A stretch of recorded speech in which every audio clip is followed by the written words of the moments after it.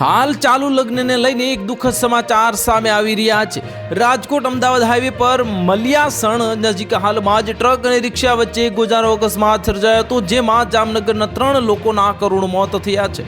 ત્યારે હાલમાં જ પરિવારના 3 સભ્યોને એક સાથે અર્થી ઉઠતા અહીંયા ફાટ રુદનના દ્રશ્યો સર્જાયા હતા અને જામનગર અને નવાગામનો પરિવાર ચોટીલા લગ્નમાં જઈ રહ્યો હતો।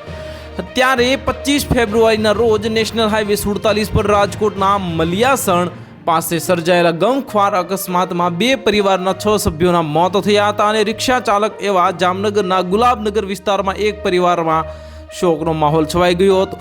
રિક્ષા ચાલક, તેની પત્ની અને બહેનના કમકમાટી ભર્યા મોત થયા બાદ 26 ફેબ્રુઆરીએ ગુલાબનગર વિસ્તારમાં એક સાથે 3 અર્થી ઉઠી હતી। મૃતકોમાં 22 વર્ષીય ભૂમિબેન રાજુભાઈ નકુમ, 30 વર્ષીય યુવરાજ રાજુભાઈ નકુમ અને 29 વર્ષીય શીતલબેન યુવરાજ નકુમનો સમાવેશ થાય છે। ત્યારે એક જ પરિવારના 3 સભ્યોની અર્થી ઉઠતા ગુલાબનગર વિસ્તારમાં શોકની લાગણી છવાઈ ગઈ હતી અને મંગળવારે સવારે યુવરાજ નકુમ પોતાની રિક્ષામાં તેમની પત્ની શીતલ તેમજ બહેન ભૂમિને બેસાડી રાજકોટના નવાગામ રહેતા ફોઈ શારદાબેન નકુમના ઘરે આવ્યા હતા।